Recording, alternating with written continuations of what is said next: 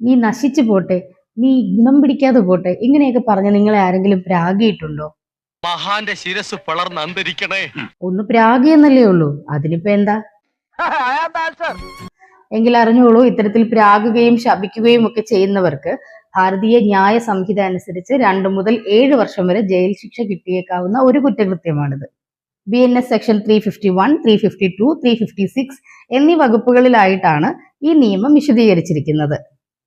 നിങ്ങൾ മരിച്ചു പോണം എന്നുള്ള ഉദ്ദേശത്തോടു കൂടി ഇവിൽ വേർഡ്സ് പറയുകയും അഥവാ നീ നശിച്ചു പോട്ടെ, നീ മരിച്ചു പോട്ടെ, നീ ഇല്ലാതായി പോട്ടെ, ഇങ്ങനെയൊക്കെ ഉള്ള ഇവിൽ വേർഡ്സ് പറഞ്ഞ് നിങ്ങളെ പ്രാകുകയും അതിന്റെ ഫലമായി നിങ്ങൾക്ക് ഗുരുതരമായ അപകടങ്ങൾ ഉണ്ടാവുകയും മാരകമായ ആപത്തുകൾ ഉണ്ടാവുകയും ഒക്കെ ചെയ്താൽ ഈ പ്രാകുന്ന ആളുകൾക്ക് 7 കൊല്ലം വരെ ജയിലിൽ കിടക്കേണ്ടതായി വരും.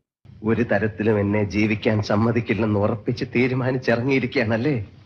ഒരു കാര്യം പ്രത്യേകം ശ്രദ്ധിക്കണം, കൃത്യമായ തെളിവുകളോടുകൂടി, അതായത് ഓഡിയോ റെക്കോർഡിംഗ്, വീഡിയോ റെക്കോർഡിംഗ്, സാക്ഷികളുടെ മൊഴി തുടങ്ങിയ മതിയായ രേഖകളോടുകൂടി കേസ് ഫയൽ ചെയ്തു കഴിഞ്ഞാൽ മാത്രമേ പ്രാക്കുകാർക്ക് പണി കിട്ടുകയുള്ളൂ.